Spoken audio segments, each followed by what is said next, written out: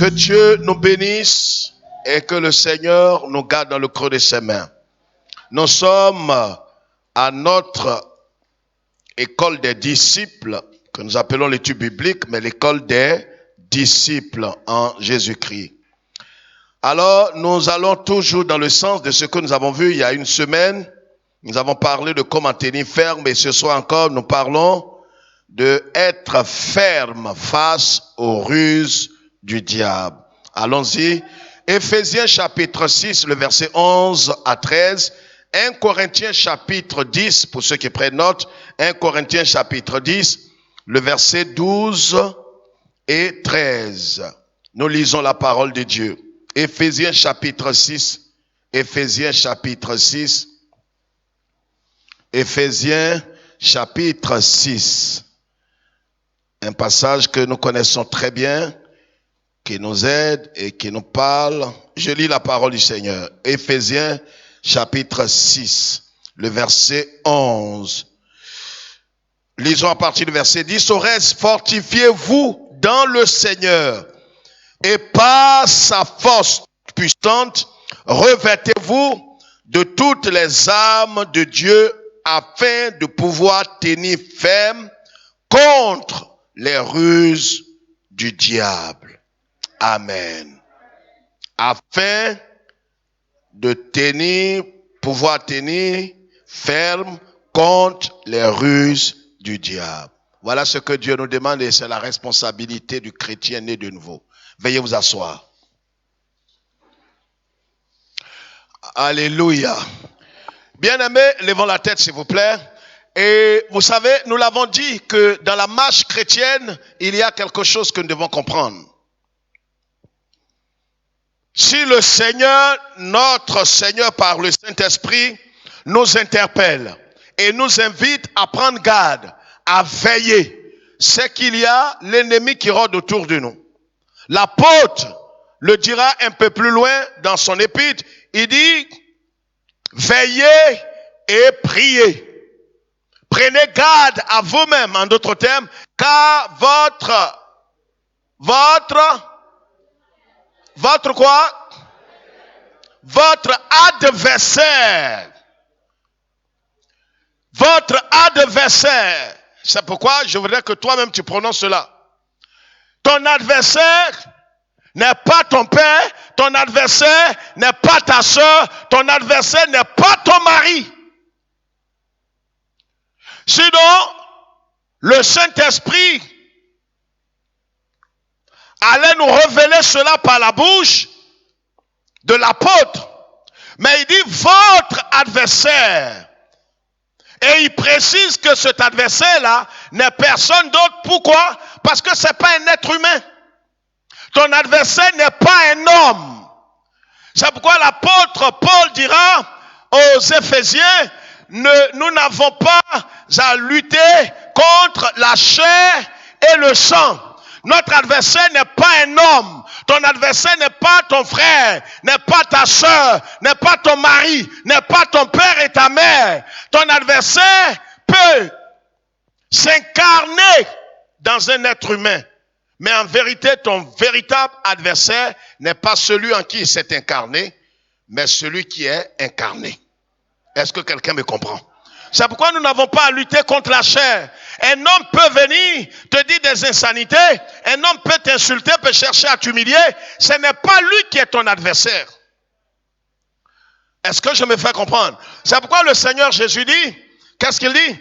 Il dit même si quelqu'un vient et il prend la forme d'un ennemi et qu'il vous gifle sur la joue gauche ou la joue droite, tendez-lui l'autre côté. Qu'en vérité, ce n'est pas lui-même. Vous savez, l'homme ne peut pas te faire du mal.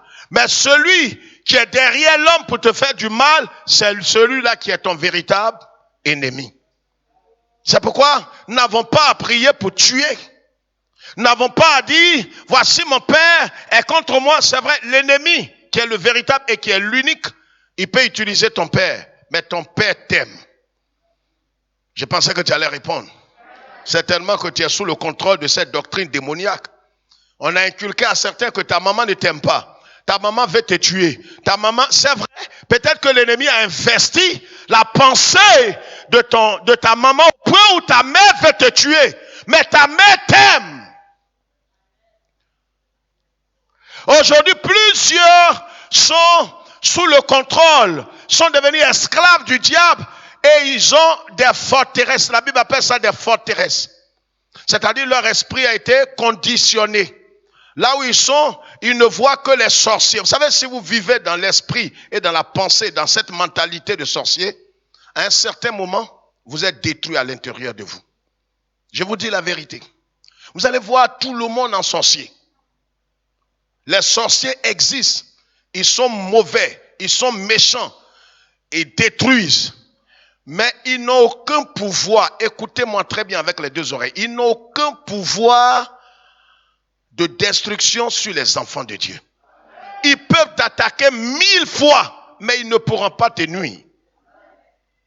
Amen.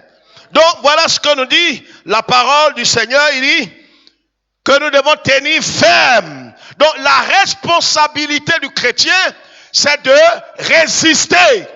Parce que le Seigneur sait que le diable va nous attaquer. L'ennemi va nous attaquer. Mais ce que nous avons à faire, c'est de résister. Repousser ses œuvres.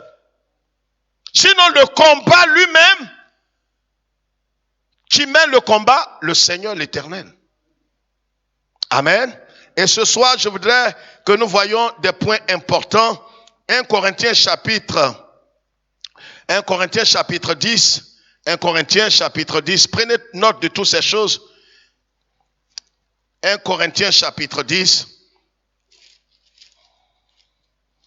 Le verset 12. N'ont pas pu lire ça la dernière fois, mais je voudrais qu'on lise. Voyez? Qu'est-ce qu'il dit? Ainsi donc, que celui qui croit être debout prenne garde de tomber. Aucune tentation ne vous est survenue qui n'ait été humaine. Et Dieu qui est fidèle ne permettra pas. Dieu qui est fidèle ne permettra pas que vous soyez tentés au-delà de vos forces. Mais avec la tentation, il préparera aussi, alléluia, le moyen d'en sortir, afin que vous puissiez la supporter. Voilà ce que dit le Seigneur. Ça veut dire, toutes les tentations, les tentatives que Satan va mettre devant toi. Je parle de ceux qui sont nés de Dieu, qui ont l'esprit de Dieu. Dieu lui aussi de son côté, de la même manière qu'une mère ou un père véritable qui aime son fils prépare le petit-déj, le petit déjeuner pour son fils qui fréquente qui fréquente une école qui est un peu très loin. De cette même manière-là, le Père, notre Père céleste, pendant que l'ennemi est en train de mettre devant toi des tentations, lui, qu'est-ce qu'il fait? Lui aussi prépare et te donne les armes nécessaires pour que toi, il ne va pas l'empêcher. Il le laisse préparer la tentation, mais lui, il te donne les armes pour affronter la tentation. C'est pourquoi rien ne peut venir devant toi. Dieu sait, il voit. Mais il sait que lui aussi t'a donné les armes nécessaires pour combattre et pour résister. C'est pourquoi, voyez, frères et sœurs, nous devons, dans ce chemin-là, chemin de la vie éternelle, ce que Dieu nous demande, c'est de tenir ferme. Ça veut dire qu'il y a la possibilité d'avoir des ennuis. Ça veut dire qu'il y a la possibilité de faire quoi? De rebrousser chemin à un certain moment. Je voudrais parler de quelques pièges et quelques ruses de Satan ce soir. Et je voudrais que nous écoutions attentivement. Et tous ceux qui nous suivent aussi, partout en France, en Belgique, en Afrique, en Asie, au Canada même, notre sœur. Et je voudrais que vous suiviez attentivement. Vous savez, Satan, il est rusé. Satan est rusé. Écoutez-moi bien. Ce n'est pas parce qu'il est fort vis-à-vis du chrétien, mais il est malin. Vous savez, il y a des gens même dans la vie qui physiquement ne peuvent pas vous battre, mais ils ont la gueule. Quelqu'un comprend ce que j'ai dit? Donc quand ils parlent, tu es effrayé. Je voudrais vous dire, pour ceux qui sont apeurés, que l'ennemi que nous affrontons est un ennemi qui est d'office vaincu. Non, tu ne m'as pas compris.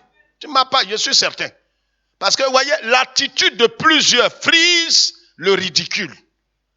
On a certains, quand vous les regardez, vous les entendez, vous avez l'impression que c'est eux-mêmes qui vont combattre et qui vont vaincre Satan. Toi, tu ne peux pas vaincre Satan. Toi, tu ne peux pas. Regarde-toi bien.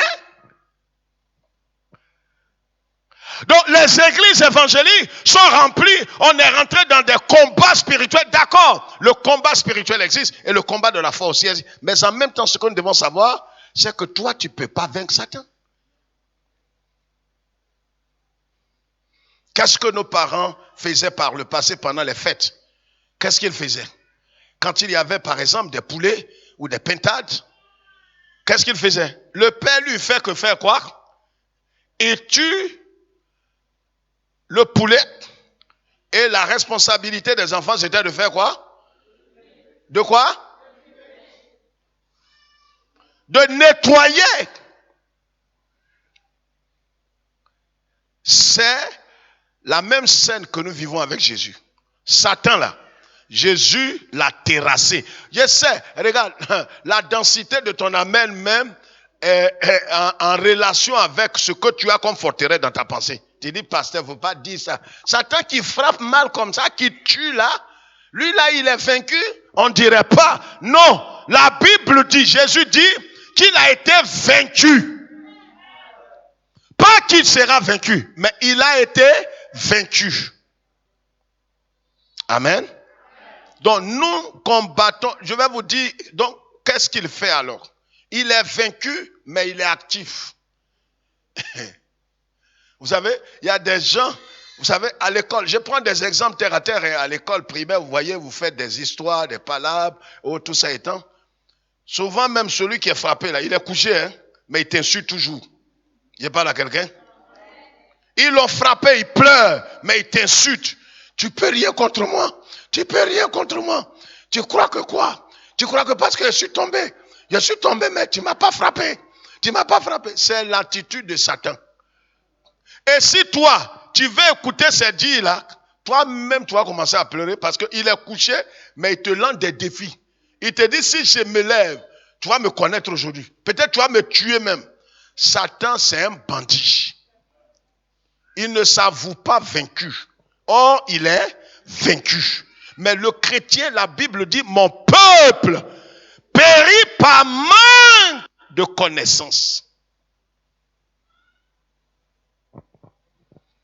Voilà le problème que nous avons. Et certains sont dans... Vous savez, la peur paralyse. La peur peut tuer. La peur peut déclencher un cancer. C'est pourquoi à chaque fois que le Seigneur est apparu à un chrétien, il lui dit, quoi? N'aie pas peur.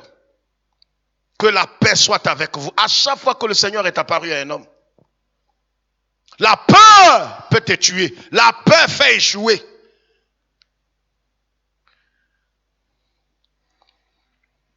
C'est pourquoi je te dis ce soir, bannis la peur de ton cœur. Non, non, non, laisse quelqu'un répondre. J'ai dit bannis la peur de ton cœur. Amen. Amen. On va voir quelques pièges. Vous savez, Satan travaille par la ruse. Il opère par la ruse. Amen. Quelqu'un m'a dit après l'étude la dernière fois, quelqu'un m'a appelé de très loin, m'a dit, pasteur, Dieu, j'ai l'impression que Dieu est lent à agir. Non, Dieu n'est pas lent à agir. Je lui ai dit, Dieu n'est pas lent. C'est l'homme qui est lent à avoir la foi. Tu ne m'as pas compris? Non, tu n'as pas compris. Dieu, qu'est-ce qu'il demande? Il dit, demandez et l'on, aidez-moi, demandez et l'on, frappez et l'on vous ouvrira. Donc lui, Dieu, il est prêt à nous bénir. Il dit, jusqu'à présent, vous n'avez même pas encore demandé. Donc, il est prêt à satisfaire nos besoins selon sa richesse en Jésus-Christ, son Fils bien-aimé. Ce dont tu as besoin là, il en a. Le stock n'est pas encore épuisé. C'est lui le créateur.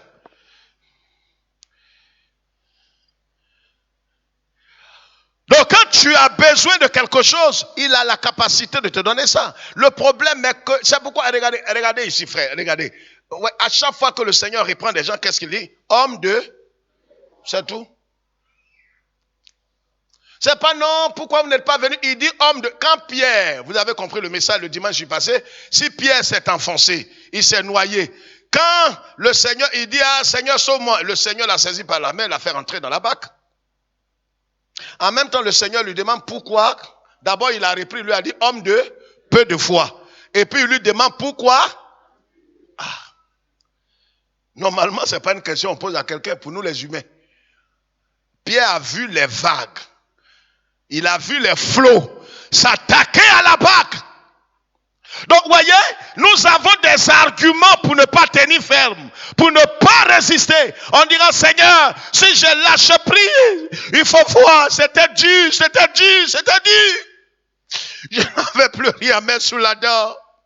C'était dur, Seigneur, j'avais prié pendant près de 9 ans et demi. On dirait 9 ans ou 10 ans quand il était sur terre, j'ai prié. Même Marie, il n'y a pas un homme qui m'a dit, non, je t'aime. J'ai prié pour être guéri, Seigneur, tu n'as pas agi. À la fin, j'ai dit, Seigneur, j'ai dit, oh mon Dieu, si c'est comme ça, donc, tu as une manière de me dire, et toi, le ciel t'aidera alors. C'est comme ça que je suis allé voir ce prêtre vaudou. Regarde, tes arguments ne tiennent pas la route dans la présence du Seigneur. Il y a des choses qu'on peut justifier. Mais regarde, tout ce que tu vas justifier là, ne peut pas être justifié. Vous savez, souvent on fait des dégâts, on fait des erreurs, on fait des choses qui ne sont pas bien. Et puis au lieu de demander pardon, ou nous repentir, ou présenter nos excuses à la personne, qu'est-ce qu'on fait? On veut justifier nos erreurs. Pourquoi on a fait le mal? C'est ça on veut justifier. C'est pourquoi quand vous lisez l'histoire de Pierre, quand il s'est enfoncé, Jésus lui a demandé, mais pourquoi as-tu douté? Est-ce qu'il a répondu? Il va dire quoi? Que j'ai eu peur. Tu as eu peur comment? Qui a créé l'eau là? Il va dire, c'est toi. Et pourquoi tu as peur? Donc regarde, toute justification que vous allez donner dans la présence du Seigneur, c'est-à-dire quand Jésus est en face de vous, ça ne tiendra pas la route. C'est des justifications qui sont stériles. Parce qu'il dit, je suis avec toi jusqu'à la fin des temps.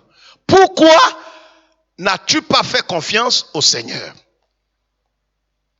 Non, réfléchissons très bien. Hein, ce que je suis en train de... Je te donne des exemples. Tu marches avec ta femme. D'accord? Et puis tu vois quelqu'un qui vient en face de toi, qui te menace, qui crie. Et puis ta femme te dit, ah chérie, moi j'ai pas confiance en toi. Hein. Le petit de 11 ans qui vient là, en soulevant la poussière là. J'ai pas confiance, hein. J'ai pas confiance en toi. Je connais déjà tes œuvres. Elle lâche ta main et commence à courir pour rentrer à la maison. C'est une insulte ou bien c'est pas une insulte? Répondez à ma question. C'est une insulte ou bien c'est pas une insulte? C'est une insulte. C'est l'attitude là qu'on a vis-à-vis de Jésus. Conduis-moi par la main. Conduis-moi par la main. L'obscurité envahit mon chemin. Conduis-moi pas. Mais il nous conduit dans l'obscurité, dans ce désert dans lequel nous sommes. Ce monde est un monde d'obscurité. Il nous conduit parce qu'on ne sait même pas où mettre la main. Lui, Jésus, il ne nous présente pas le chemin, il est le chemin. Donc c'est pourquoi il nous conduit. C'est lui qui connaît ce monde. Mais il nous conduit et toi, tu arraches ta main de sa main. Mais tu vas où? C'est une manière de ne pas tenir ferme. Si tu fais confiance au Seigneur, quelle que soit l'adversité, les attaques, les menaces, reste ferme parce que celui avec qui tu es, celui qui est avec toi, il est suffisamment puissant. C'est pourquoi, là où il n'y a pas de foi, donc c'est pas que c'est Dieu qui soit lent, c'est l'homme qui est lent. Dieu, lui, il est lent à la colère. Il ne se fâche pas vite. Oui. C'est pourquoi on fait tout cela. On dit, Dieu, tu me veux quoi même? Oh, moi, regarde, tes trucs là, moi, il te donne un dernier délai. Tout ça, tu parles, Dieu ne répond pas. On défie Dieu. Tu vas évangéliser à des gens qui insultent Dieu. Il dit, votre Jésus là, je m'en fous de lui. Et puis il n'a rien. Il est lent. Mais pour ce qui est d'agir positivement dans ta vie, il n'est pas lent. C'est ta foi qui est lente. C'est comme les supermarchés sont là. Souvent on se lève le matin, on dit, ah, je ne sais pas, hein, j'ai faim ce matin. Le repas est là. C'est ton argent qui n'arrive pas vite. Dis frère, tu as raison. Dis frère, tu as raison. Amen. Je prends les choses simples de la vie pour vous expliquer la parole de Dieu. La première ruse que Satan va s'aimer dans ton cœur, pour ne pas que tu résistes, pour ne pas que tu tiennes ferme, il va s'aimer ce que j'ai appelé, il va te faire douter de l'authenticité de la parole de Dieu. Genèse chapitre 3. Voilà ce que Satan va faire. Je vais vous présenter des ruses les plus palpables, les plus graves, les plus cachées. Et l'une des ruses les plus fatales de Satan, c'est quoi? Te faire douter de l'authenticité de la parole de Dieu. Frère, regardez ici. Satan a cette capacité de le faire. En Genèse chapitre 3, qu'est-ce qu'il a fait? Il a dit à Ève, est-ce que Dieu a réellement dit ce que vous êtes en train de dire là? Il dit non, quand Satan, regardez ici, qu'est-ce qu'il a dit à Ève? Qu'est-ce qu'il a dit à Ève? Lui a dit, il a dit d'abord à Ève, vous ne mangez pas les fruits de ce jardin-là. Ève lui a dit, ah, mon mari m'a dit que Dieu lui aurait dit, vous voyez, quand quelqu'un veut mettre en doute les choses, tout est aurait dit, et semblerait que. Lui-même, il n'est pas sûr. Ah, c'est comme ça que j'ai trouvé dans le jardin. Oh. Il dit, mais les pommes mûres là, goyaves mûres, dorées comme ça, vous ne mangez pas? Est-ce que tu as vu là-haut?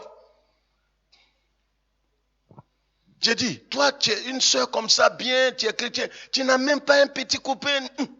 C'est notre pasteur qui a dit ça. Oh. Il dit qu'il ne faut pas, on va toucher garçon, que c'est ce que Dieu lui aurait dit. Que ça dit quoi? Si on est chrétien, il ne faut pas, on va toucher garçon. Regardez ici. La mort d'Adam est partie de ce premier point. Il n'a pas tenté avec adultère, vol, va mentir, va épéder. Non, non, non, non, non. Et la première chose que Satan va faire pour abréger tes jours, il va te faire douter de la parole que Dieu te donne. Il va t'amener à dire, est-ce que Dieu a réellement dit? Est-ce que ce qu'on te prête, tu crois que c'est la vérité? Regarde ta vie. Ne suis pas ça. Quel message de la croix qui est sur toi? Les gens t'insultent bâtard et tu ne peux pas répondre.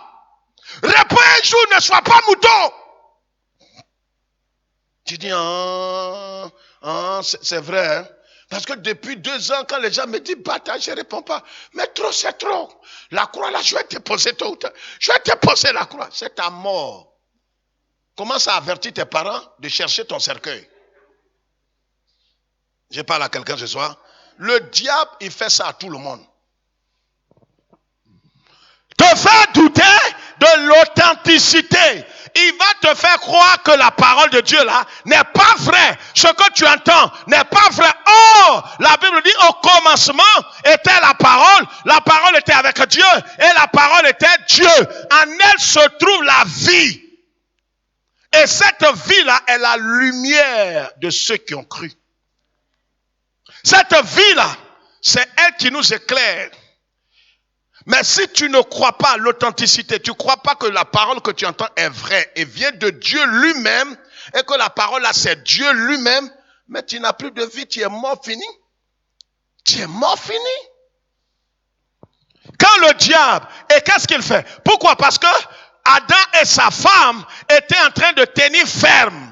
Satan rôdait, il a chuté, il a perdu sa position dans le ciel, il est descendu sur terre. Maintenant, il veut faire quoi? Il veut amener Adam et Ève à chuter de leur position. Satan ne te tente pas parce que tu es joli. Il veut que toi, tu le suives là où il s'en va là. C'est un jaloux.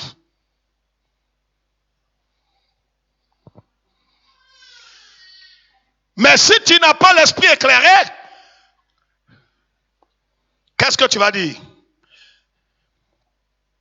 C'est pourquoi ce soir nous parlons, le sous-thème, c'est être ferme face aux ruses du diable.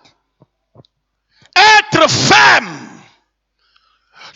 qu'est-ce qu'il va faire, mes frères et sœurs? Quand il a tenté Ève, Ève a cédé.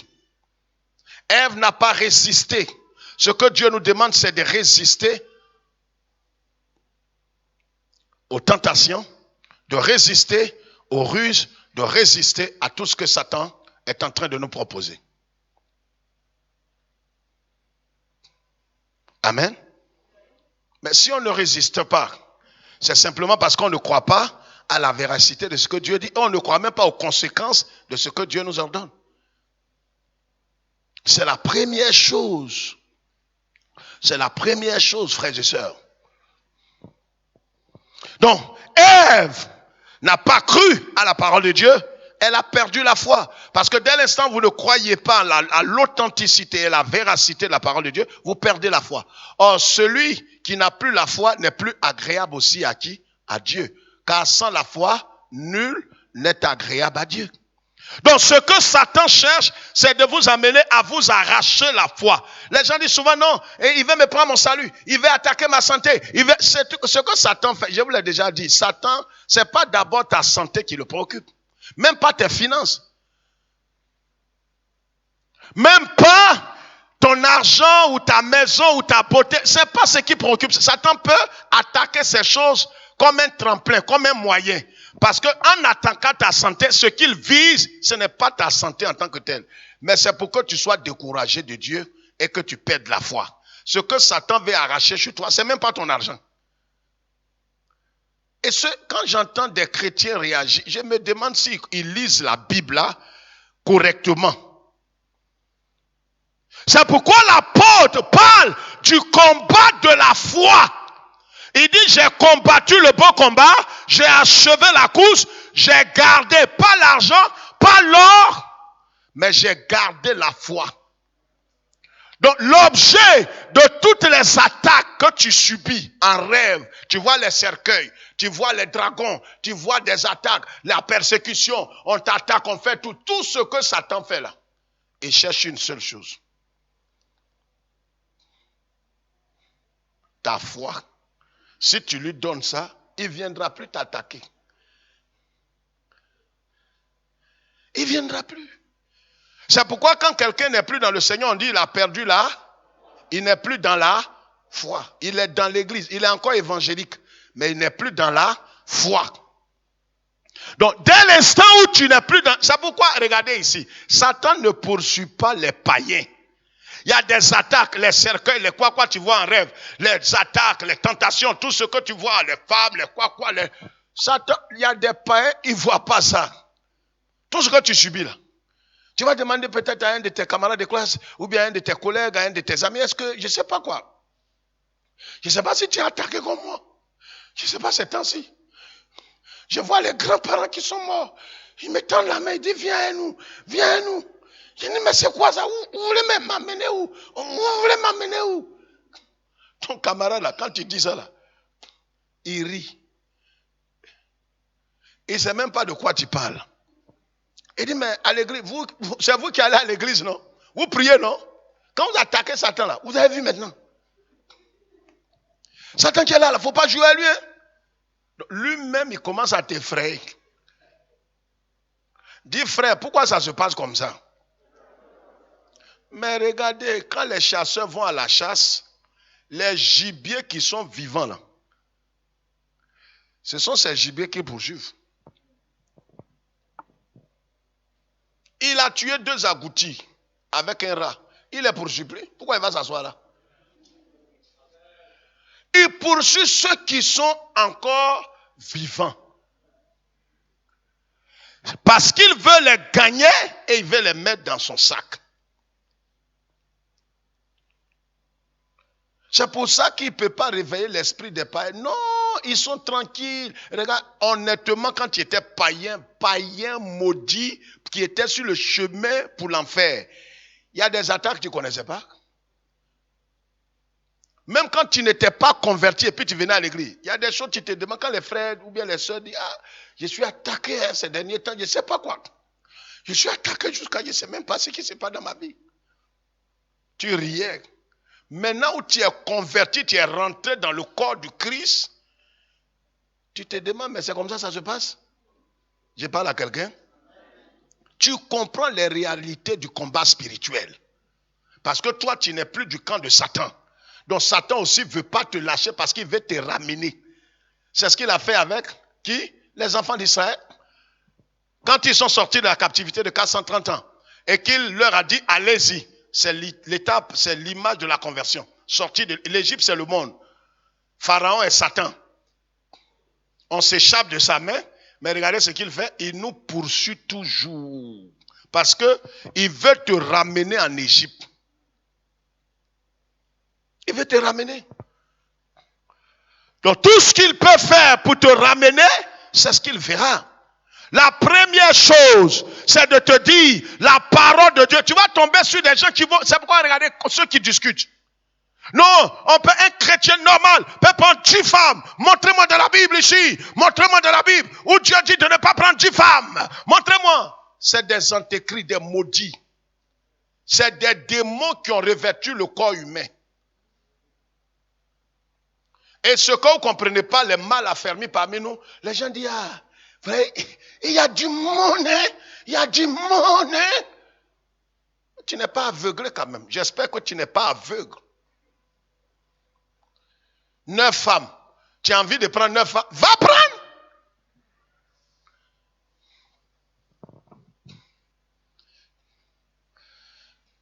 Et les gens cherchent des débats. Mais on n'a pas besoin de débattre. Un homme qui a toutes ses facultés ne va pas dans ses regroupements et ne répond pas à ces individus. Si tu réponds, c'est que tu as perdu la sagesse. Tu as perdu l'esprit. On ne répond pas à ça. La Bible, Jésus-Christ dit à Jean, si quelqu'un veut demeurer dans le mal, qui demeure dedans. Tu veux prendre 9 femmes, parle et prends. Quand tu parles, est-ce que le ciel a parlé du haut des cieux? Quelqu'un a parlé pour dire mon fils. Non, Dieu n'est pas un perroquet, il ne répondra plus. Il t'attend pour le jugement. C'est tout. Fais de Dieu ce que tu veux. Il fera de toi ce qu'il voudra au dernier jour. Je vous ai dit que pourquoi est-ce que cette affaire de Dieu est grave? Parce que le seul, c'est comme l'examen. Les enseignants, les instituteurs et tout étant, ils enseignent les enfants. Et puis après, ils font des compositions et des examens. Et puis ils corrigent les feuilles. Et puis ils leur donnent les feuilles au bout de 2 semaines ou 1 semaine. Mais nous, depuis on est en examen, c'est au dernier jour que Dieu corrige. C'est au dernier jour. La grâce qu'on a, c'est qu'on a le Saint-Esprit qui nous rassure. Ça veut dire, on a le correcteur lui-même. C'est lui qui a donné les épreuves là. Il savait qu'il habite chez toi. Et tu lui dis, voilà, il dit, mais la première question là, tu as mis quoi? Il dit, non, j'ai mis 174. Il regarde sa copie, il dit, c'est ça. Mais le résultat final même, légitime et officiel n'est pas encore sorti. Mais le correcteur est chez toi. Et il te donne les réponses. Oh, est-ce que je parle à quelqu'un? C'est pourquoi nous avons l'assurance de notre salut. On n'est pas comme ça dans l'air. Non, on a la certitude. Parce que lui qui corrige là, lui qui va juger là, il habite chez nous. Il savait qu'il est le juge pour les païens et il est notre avocat à nous. Quelqu'un comprend ce que j'ai dit? Donc s'il est mon avocat, qu'il est toi ton juge, c'est toi qui dois pleurer. Moi, il n'est pas mon juge. Il est mon avocat. C'est lui qui me défendra. C'est pourquoi nous avons la certitude. Ce n'est pas une affaire de non, Dieu va peser les bonnes œuvres, les mauvaises. Non, il ne pèse pas quelque chose. C'est ici, il a déjà pesé. C'est fini, peser là est fini. Il n'y a pas pesé. On va, c'est déjà tout est prêt. Alléluia. Alléluia. Douter de l'authenticité de la parole de Dieu. Mettre en doute la parole de Dieu. Dieu a-t-il réellement dit? Est-ce que Dieu t'a dit? Regarde, il y a des paroles que Dieu t'a données. Il t'a dit, reste ferme, reste calme, calme-toi. Tu as dit, Seigneur, je veux le faire aujourd'hui. En même temps, mieux. Tu n'as pas cru la parole du Seigneur. Tu n'as pas cru la parole du Seigneur. Et si tu ne crois pas la parole de Dieu, il n'y a pas d'autre voie pour que Dieu puisse te visiter et te bénir. Ne t'ai-je pas dit que si tu crois, tu verras la gloire de Dieu? On croit d'abord avant de voir. On croit avant d'expérimenter. C'est pourquoi c'est l'une des ruses secrètes et fatales de Satan. Le deuxième point, c'est l'immobilisme. Décider de ne pas agir malgré l'ordre de Dieu. Décider volontairement, c'est l'une des ruses de Satan. C'est-à-dire, je décide délibérément, volontairement, de ne pas me mettre en ordre de bataille, de ne pas réagir, de ne pas obéir, malgré que Dieu ait dit de me lever et d'agir. Matthieu chapitre 20. Je voudrais qu'on lise ce passage. Matthieu chapitre 20, 25. Matthieu 25. Oui, pasteur, tu peux lire ça? Matthieu 25, rapidement, le verset 14, 15, 16, 17 et 18. Allons-y très vite, s'il te plaît.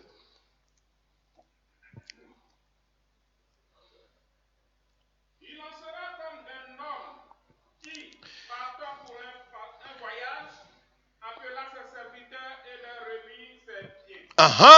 Il donna 5 talents à l'un, Oui. 2 à l'autre, et 1 au troisième, à chacun selon sa capacité. À chacun selon sa capacité. Satan cherchera à t'empêcher de passer à l'action. Tout ce que... Regarde ici, s'il te plaît. Le deuxième point important, l'un des pièges que Satan va mettre ton âme dedans. Dieu décide, il dit, mon fils, lève-toi. Va maintenant à droite. Quand tu regardes à droite, ça tire là-bas. Tu entends qu'il y a des djihas. Ils sont en train de faire ce qu'ils connaissent de mieux. Donc quand tu regardes cette voie, elle paraît incertaine. Écoutez-moi très bien ce soir. Voici comment beaucoup de chrétiens ont perdu la foi. Voici comment Satan a mis la main sur plusieurs. La première chose, il va te faire douter de la véracité de la parole de Dieu. Il va mettre en doute. C'est-à-dire, même là où tu es en train de parler, mais tu ne crois plus la parole de Dieu. Tu ne sais pas que là où tu es mort. Tu es empoisonné. C'est-à-dire, tout ce qui est prêché, tu regardes comme ça, comme un robot. Balance tes pieds comme ça. On dit, prenez note. Il ne prend pas note. Il sait écrire, mais il prend. Il ne croit plus à quelque chose. C'est-à-dire, c'est son corps qui est là. Son âme est morte. C'est l'enfer qui attend son âme. Satan l'a déjà empoisonné. Ce que je suis en train de dire ce soir est très grave. C'est pourquoi la Bible dit, ils sont morts, quoique vivants. Et le Seigneur a parlé à l'église de Laodicée pour dire, ce que j'ai contre toi, l'église d'Éphèse, c'est que tu as abandonné l'église d'Éphèse, c'est que tu as abandonné ton premier amour. Ça veut dire que tu es là physiquement, tu viens aux activités, tu es devenu un activiste religieux. Mais tu ne crois plus Dieu et sa parole. Ce soir, le Seigneur t'interpelle. Si tu ne crois plus la parole, tu es fini. Je dis, c'est fini. Ça n'est fait de toi. Quelle que soit la gravité de l'épreuve, quelle que soit la ténacité de cette épreuve qui est devant toi, ça peut être un célibat, une maladie qui résiste, la stérilité, un blocage quelconque, tu as prié, tu ne vois pas l'issue. Continue de croire la parole de Dieu. Dieu, il ne ment pas. Dieu n'est pas lent à agir. C'est ta foi qui est lent à agir. La deuxième chose, c'est l'immobilisme, c'est de ne pas agir, c'est de ne pas bouger quand Dieu dit de bouger. Vous savez, quand Dieu dit de bouger et tu ne bouges pas, c'est une rébellion. La parabole des talents, c'est Jésus qui raconte l'histoire. Un homme, lève la tête, je vais te raconter en 2 minutes, on n'a pas assez de temps. Et qu'est-ce qu'il a fait? Il a donné 5 talents à l'un, selon sa capacité. Regarde, Dieu donne les talents et les dons selon notre capacité. On est ici ensemble, sur le même sol, on n'a pas le même sort. On s'est convertis, on a été baptisés la même année, mais on n'a pas les mêmes capacités spirituelles. C'est Dieu qui nous connaît. C'est comme une maman qui connaît ses enfants, un papa qui connaît ses enfants. Et il donne des responsabilités domestiques à chacun selon ses capacités. Est-ce que je me fais comprendre? Mais c'est ce que Dieu fait. Quand Dieu te regarde, il sait ce que toi tu peux faire. Mais ceux qui ne sont pas matures et ceux qui ne sont pas sages, quand Dieu leur dit, toi, nettoie les chaises. Mais les chaises qu'il te dit de nettoyer là, il sait pourquoi il te dit de faire ça. Parce qu'il a un projet. C'est en nettoyant les chaises que toi aussi va te faire asseoir. Mais tu n'as pas la révélation. Dis, mais moi qui travaille quand même, je sais pas, moi c'est pourquoi je n'aime pas venir dans les petites églises évangéliques. Et j'aime aller dans les grandes cathédrales et les basiliques, parce que quand moi, les gens ne tiennent pas compte de mon titre et de mon honneur. Je viens avec une grosse voiture comme ça, qu'est-ce qu'on a à voir avec ta voiture? Ça, c'est pour ta famille. Qu'est-ce qu'on a à voir avec ton titre qui traîne sur toi? Qu'est-ce qu'on a à voir? C'est ridicule. Et c'est ce qui tue les églises aujourd'hui. Quelqu'un vient, on lui donne une place en fonction de son rang social. Que Dieu me juge. Et ce qui est à la mode, non, monsieur le ministre ne peut pas se déplacer. Il faut qu'on aille faire la cellule chez lui. Que bon, se déplacer, venir, il y a trop de boue entre le Mahou et Pitan. Non, on n'ira pas chez toi. Tu es au même niveau, ton âme là, a même valeur que l'âme de quelqu'un ici. Voici ce qui tue les pasteurs évangéliques. On va parce que l'argent est en dessous.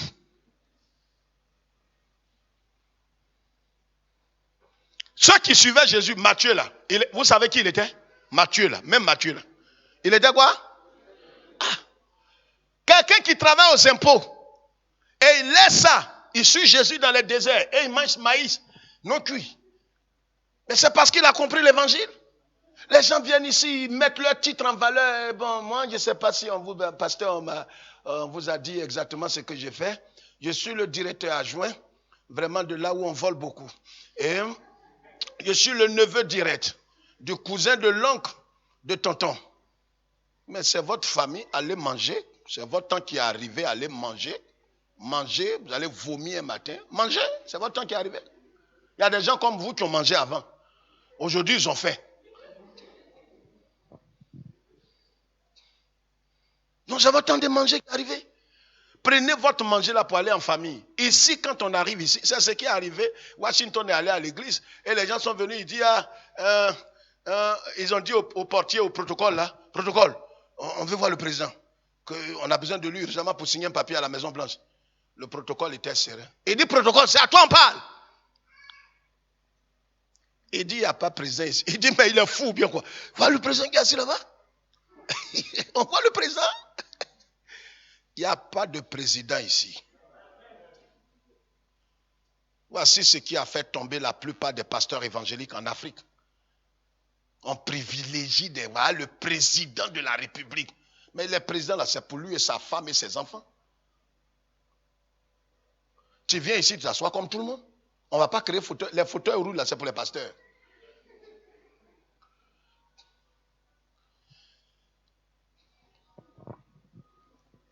Et le protocole du président était obligé de dire, bon, c'est pour, bon, donc de dire quoi? Il dit non, ici là, Washington là, il n'est pas président ici. Ici, les disciples de Jésus. Donc dit, tu veux voir le frère. Il dit, bon, donc je veux voir le frère. On allait dire au président, on crée des chaises.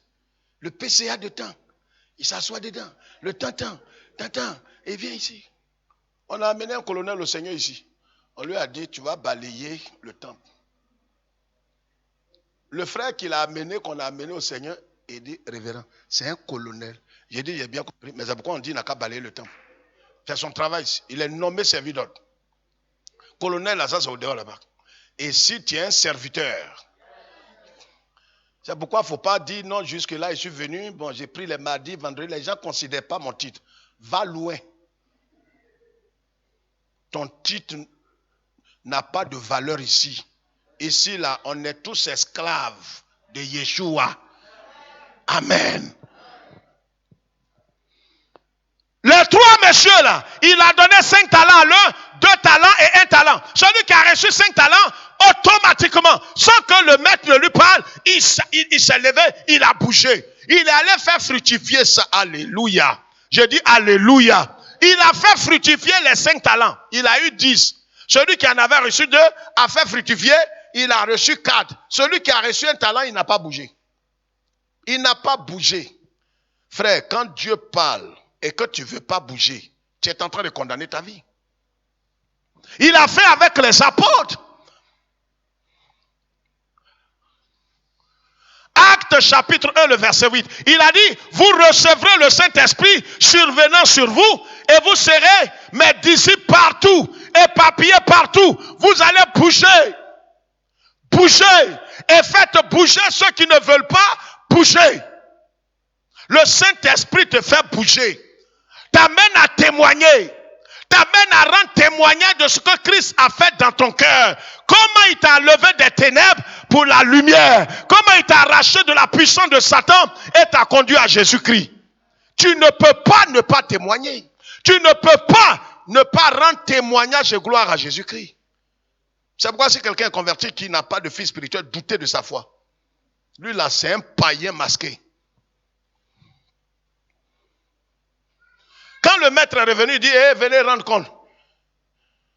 Monsieur qui a reçu 5, il dit, maître, voici mes 5 talents que tu m'avais donnés, voilà 5 autres. Il dit, c'est bien, rentre dans la maison de ton maître. Et toi qui as reçu 2, il dit, tu m'as donné 2, il a fait ses 4 maintenant. Celui qui en a reçu 1, il vient et il commence à mentir.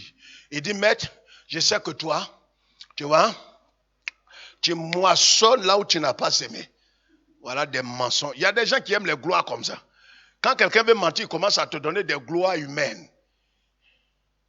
Il a dit à des pasteurs de notre communauté, quand vous voyez un chrétien qui vient d'ailleurs, d'une dénomination, et qui commence à dénigrer son église, méfiez-vous de lui. Tôt ou tard, celui-là, il partira aussi et il va vous dénigrer ailleurs. Ne croyez pas ces gens qui viennent d'ailleurs. Et surtout qui racontent des méchancetés sur le pasteur. Non, en tout cas, c'est ici. Quand je suis rentré, au nom de Dieu, quand je suis rentré à Sous-Devient, c'est là que j'ai vu. C'est ici que Dieu se trouve. Quand tu dis ça, je ne te crois pas. Tu es un menteur. Poltron, traite en devenir. On a vu des gens comme ça, là, comme toi là. On en a vu déjà. Ils sont ailleurs aujourd'hui. Donc quand tu dis ça, tous ceux qui sont de la maison te regardent. Ils ne te croient pas, ils savent que toi tu es un traître. Tu viens d'ailleurs, il ne faut pas dénigrer les gens. C'est toi qui quittes. Tu as tes raisons. Ne les juge pas, c'est Dieu qui va les juger. Il y a des choses qu'ils font qui n'est plus biblique, toi tu te retires. Mais quand quelqu'un vient d'une dénomination de temps, de certaines communautés, il vient, moi, je ne suis plus de telle église, maintenant je suis à vous. Ça ne me fait ni chaud ni froid. Je vais vous dire la vérité aujourd'hui. Je ne peux pas me réjouir pour ça. De toute façon, c'est comme une divorcée. C'est difficile de marier veuve, hein, dans certains milieux. Veuve, même son mari la battait. Tu vas l'épouser? C'est pas comme ça mon mari me traitait. Quand mon mari était en vie, le fait d'aimer comme ça, mon mari me met au dos. Oh, il le frappe. Ou la frappe. C'est pourquoi quelqu'un qui quitte ailleurs fait très attention. Il y a d'autres qui sont honnêtes et sincères, mais ils ne sont pas nombreux. De la même manière qu'il est venu là, il partira comme ça. Donc mettez-le en réserve. On peut le responsabiliser, mais tu le suis de loin. Dis, moi, je me suis intégré où? On sait. Tu t'es intégré pour te désintégrer. Qu'est-ce qui s'est passé? Celui qui a reçu un talent a commencé à louer le maître. A dit non, tu moissonnes là où tu n'as pas semé. Mais je sais que le maître lui a dit, hé, rends-moi compte. Donc tu n'as pas bougé. Oui, Seigneur. Il faut avoir pitié de moi. Quand tu as dit de partir là, je ne suis pas parti. Je ne suis pas parti. J'ai creusé. Maître, je suis intelligent. Hein. C'est vrai que souvent je suis bête, mais souvent je suis intelligent. Tu vois, j'ai creusé pour ne pas perdre. Ce que tu m'as donné, j'ai enterré ça. Il dit, mais tu aurais pu donner ça, au lieu d'enterrer, tu aurais pu donner ça au banquier pour faire fructifier ça. Regarde ici, quand Dieu nous dit de bouger, Dieu te lève, lève-toi, serre-moi, lève-toi. Il a dit à Élie, lève-toi, va à Sarepta. Élie pouvait dire, non, Sarepta, il y a allé quoi? Et d'aller où c'est Sarepta là, chez qui? Chez une veuve. En plus, une veuve, sécheresse. Il y a allé faire quoi? Seigneur, toi-même, il a dit quand tu me dis que vraiment, tu m'envoies pour aller faire mes études, vraiment, au Burkina ou en Côte d'Ivoire, ou bien vraiment, je ne sais pas quoi. Qu'est-ce que tu me veux? Qu'est-ce que tu me veux? Moi, je vais aller au Canada, je vais aller en Suisse, je vais aller. Dieu dit, tu vas aller au Bénin. Tu vas en RDC. Tu vas en Côte d'Ivoire. Mais tu ne sais pas que c'est là-bas, il a tout arrangé pour toi. Bouge quand Dieu te dit de bouger. Regarde, prends ces points-là. Regarde, qu'est-ce qu'il va te dire? Il va te dire de faire quoi? Lève-toi et n'ajoute pas et ne retarde pas l'accomplissement du vœu. Vous voyez, il y a certains qui sont rentrés dans l'immobilisme vis-à-vis du vœu qu'ils ont fait à Dieu. Il ne bouge pas. Il fait comme s'il n'a pas fait de vœu. Le vœu que tu as fait à Dieu, là, souviens-toi, accomplis ça. Quelqu'un m'entend? Deuxième chose, Dieu t'a dit d'aller évangéliser, de témoigner de ta foi. Comment il t'a sauvé? Jusque-là, tu as honte. Mais fais attention. Il y a quelque chose qui va te faire, tu ne vas pas oublier. Lève-toi, descends et rends témoignage. Comme le fou de Gadara qui l'a délivré, il voulait le suivre, il a dit au fou, va chez toi et rends témoignage.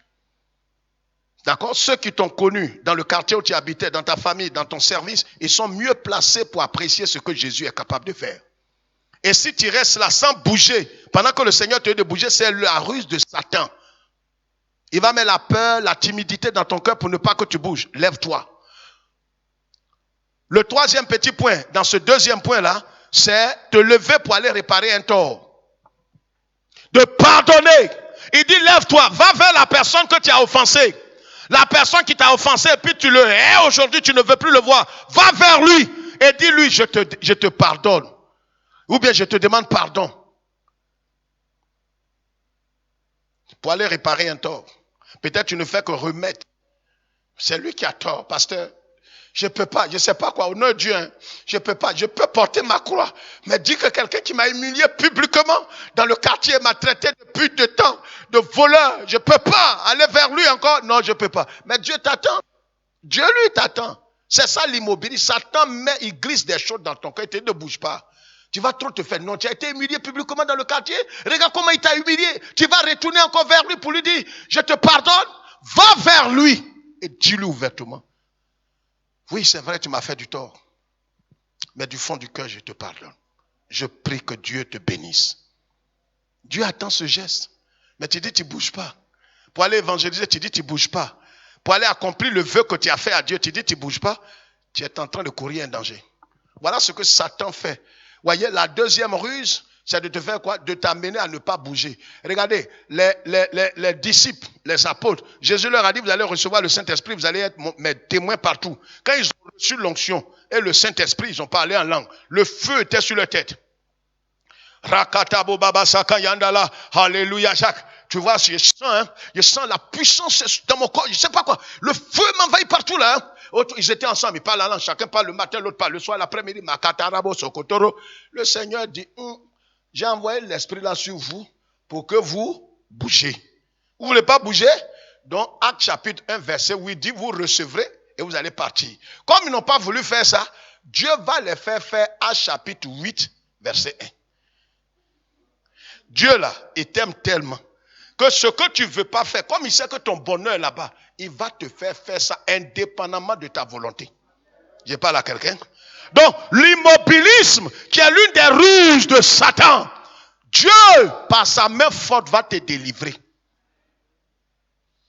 Regardez, par exemple, souvent, Dieu même te parle et parle à ton esprit. Jeûne, ma fille. Prends 3 jours de jeûne. Tu dis, Seigneur, c'est dans le palud qui m'a fatigué, je ne peux pas gêner. Tout mon corps est faible. Tout mon corps est faible. Ah, la douleur que j'ai là, je ne peux pas gêner. Je ne peux pas gêner. Dieu même va te faire gêner. Il t'aime. Il t'aime. Ouais, pas nos parents qui nous purgeaient à l'époque là. Alléluia. Amen. Qui aimait ça? Personne. Qui n'a pas maudit sa maman? Piment. J'aime. Tu tournes, tu maudis, tu fais tout. Dis, je vais te purger aujourd'hui. Ta santé là, ils privilégient ça plus que tout. Aujourd'hui, on est debout. Nos parents qui nous ont traités là, ils sont plus de ce monde. Quand on se souvient, on reconnaît que nos parents avaient raison. Amen. C'est ce que Jésus fait. Il sait que toi là, tu as besoin de 3 jours. Satan est en train de préparer. Il a dit à Pierre, Pierre, viens voir. Il dit, mais il y a quoi encore? Et il dit, regarde, j'ai prié. Satan t'a réclamé. Et il dit, il veut te dépêcher. Il dit, Seigneur, j'ai béni Dieu de ce que tu as. C'est toi qui as reçu ça. Et j'ose croire que tu as annulé. Il dit, non, je n'ai pas annulé. J'ai prié pour toi. Il va venir. Tu sais, il est têtu. Il va venir t'attaquer. Mais il faut tenir ferme. Les 3 jours de jeûne qu'il t'a donné, Satan va te mettre dans l'immobilisme. Il va te dire ne bouge pas, ne gêne pas. Et c'est pendant ces 3 jours-là, tu as un appétit. Alléluia. Est-ce que quelqu'un comprend la parole de Dieu? Quelqu'un comprend la parole de Dieu? Amen. Est-ce qu'on peut voir le 3e point? Vous permettez? Non, dites-moi la vérité si vous permettez. On voit ce point-là et puis on va s'arrêter. Il y a encore 4 autres points.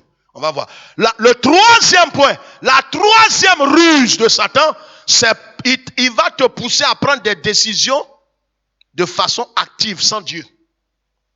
Il te pousse à prendre des décisions à la hâte sans Dieu.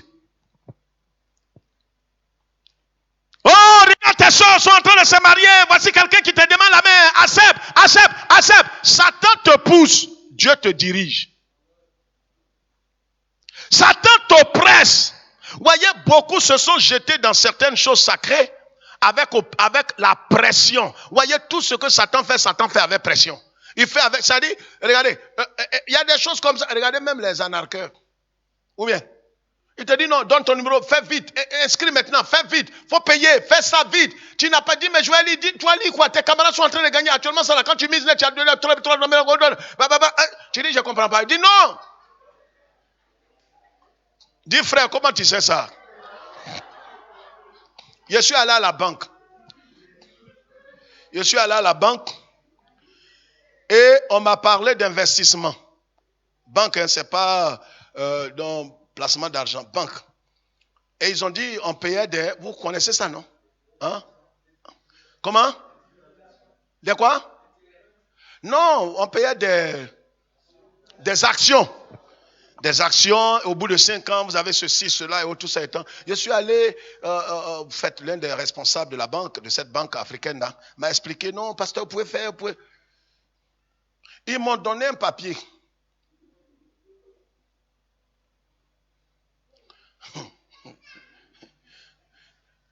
Sur le comptoir, avec un bic. Le bic là est attaché. Donc, le bic là, tu ne vas pas avec. Donc, il dit, non, pasteur, je te laisse un peu le temps. Hein. Mais quel temps? L'écriture là, c'est petit. Il dit, oui, tu lis vite et puis tu vas signer. Oh, tout étant. Ça c'est vraiment, c'est des choses qui vont t'aider pour l'avenir, hein, pour l'église. J'ai lu à la, c'est au comptoir. Et puis, lis vite, tu vas signer, quitte là, payer à quelqu'un qui arrive. Donc, tout est sous pression. Je n'ai pas compris, mais en bas, j'ai vu signature, j'ai signé. Dit Yako. Quelque temps après, 1 an, 2 ans, on cotise 10 000. Un jour, je suis allé dire, mais ça là, ça c'est quand il dit non. Si tu t'arrêtes et que tu renonces, tu perds tout. J'ai dit comment? Il dit, mais c'était dans le papier que tu as signé là. Aïe, comment ça c'était? J'ai pas lu ça. Il dit si, mais pasteur, vous n'avez pas bien lu comme vous étiez pressé. Ouais. Il dit, c'est moi qui étais pressé. Je ne sais pas si vous comprenez ce que je dis. Je vous parle avec des exemples palpables de la vie. Satan va vous oppresser pour le mariage, pour une affaire, pour un voyage. Fais vite, dépêche-toi. On n'a pas le temps. Dis, mais je ne peux pas voyager. Non. Si tu ne fais pas vite, je ne vais pas te marier parce que là, je m'en vais actuellement comme ça en Russie. Je suis venu rapidement pour te marier et puis gagner du temps et puis prendre mon avion et puis partir.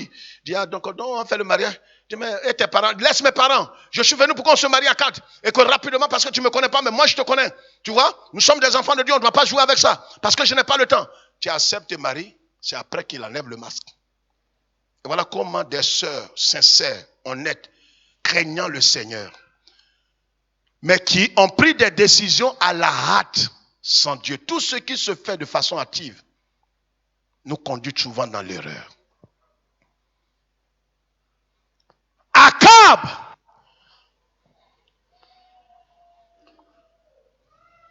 en 1 Samuel chapitre 15, vous savez ce qui lui est arrivé? Il était pressé. On ne lui a pas dit d'aller faire le sacrifice. C'est Saül. Qu'est-ce qu'il a fait? Il allait faire le sacrifice quand Dieu lui a demandé. Il dit non, comme le prophète tardait à venir. Et que les gens venaient, les ennemis venaient, c'est pourquoi il a fait le... Mais toi, tu n'es pas habilité à faire le sacrifice. Tu n'es pas habilité. On dit, le dirigeant n'est pas encore venu. Il dit, le dirigeant, il ne va pas venir aujourd'hui? Les pasteurs là, ils se prennent.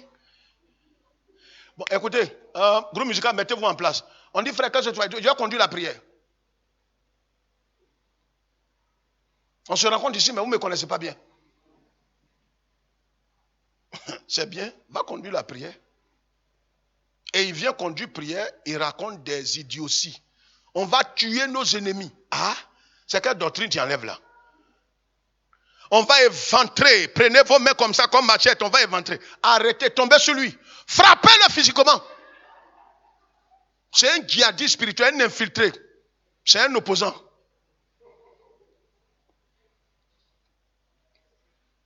C'est quelle main tu vas éventrer ta maman tout de suite là? On n'éventre personne ici. On est là pour coudre. Ils sont déjà opérés par Satan. Prendre des décisions à la hâte, c'est un danger pour notre foi. C'est l'un des pièges fatals de Satan. Frère, qu'est-ce qu'il a fait? Saül l'a fait. David, 1 Chronique chapitre 21 verset 1. Nombre chapitre 1 verset 49. Un matin il se lève, il fait un dénombrement sans que Dieu ne lui donne l'autorisation. Lisez ce passage là, on va s'arrêter là. Lisez ce passage. Et pendant ce temps, prenez aussi Genèse chapitre 16, Genèse chapitre 16 verset 20. Genèse chapitre 16 verset 20, l'histoire d'Abraham et de Sarah sa femme. Quand la promesse de Dieu tardait, qu'est-ce que Sarah a fait? Sarah a pris une décision à la hâte sans consulter Dieu. Elle va jusqu'à livrer son mari. C'est la première femme la plus gentille au monde. Une gentillesse démoniaque qui prête son mari à sa servante. Cette race de femmes-là, on ne trouve plus. C'est depuis ce temps que les hommes eux-mêmes, sans que la femme le prête, elle-même, ils veulent prendre servante là. Il dit, il y a une femme qui a déjà fait ça. Mais ce n'est pas la bonne voie. Et quand elle a permis à ce que son mari aille avec la servante Agar, qu'est-ce qui s'est passé? Le monde est rentré dans un conflit. Ismaël, qui n'est pas le fils de la promesse, et Isaac, qui est le fils de la promesse, sont dans un conflit. Israélo-arabe restera jusqu'à ce que Jésus revienne. Regardez, quand vous décidez de faire quoi? De poser un acte, de prendre une décision de façon active, de façon à la hâte, sans consulter Dieu, les conséquences peuvent aller sur des générations. Ce mariage, ce travail, cette affaire, cette promotion que tu as reçue, il peut avoir des relents, des conséquences graves de génération en génération. L'acte que Sarah a posé là, ça a des conséquences jusqu'aujourd'hui, depuis près de 4000 ans. C'est pas fini. Il y a des choses que tu poses comme Dieu te pardonne, mais les conséquences sont là. C'est pourquoi Satan est rusé. Il va te pousser dans le dos pour aller faire quoi? Pour prendre une décision sans réfléchir. Et quand tu prends la décision, c'est maintenant il t'ouvre tes yeux. Chronique, qu'est-ce qu'il a fait? La Bible dit quoi? La Bible dit quoi? On se lève, on se lève, on se lève, on se lève, on se lève. J'ai pris suffisamment de votre temps. Allons-y, pasteur. 1 Chronique 21. Satan se leva contre Israël. Et il excita David à faire le dénombrement. On se tient debout tous. Il a fait quoi? Il a excité David à faire, pas pour aller commettre adultère, pas pour voler, pas pour tuer. Mais il a poussé David à aller faire un dénombrement. Or, dans la loi lévitique, il y a des gens qu'on ne compte pas. Regarde, il y a des choses quand tu veux faire là, demande à Dieu. Dis, mais ça là, on fait ça toujours. On fait ça toujours. Compter les gens là, ouais, ce qui est mauvais, on est dans la période de la grâce. Il dit, il y a des choses quand tu veux faire, demande à Dieu si toi tu as l'autorisation, tu as la permission. Est-ce que Dieu, la décision que tu es en train de prendre là, Dieu t'a donné de façon spécifique sa pensée. Ce qu'on appelle le remar. David, quand il a fait compter les gens, le soir, Dieu s'est révélé à lui pour lui dire, David, il dit oui. David, il dit oui, tu es l'homme selon mon cœur. Viens voir. Il croyait que Dieu va le récompenser. Vous savez, tu vous posez un an, vous croyez que Dieu est prêt à vous récompenser. Il dit, David, il faut choisir entre 3 châtiments. Il va te frapper avec. Il dit, j'ai fait quoi?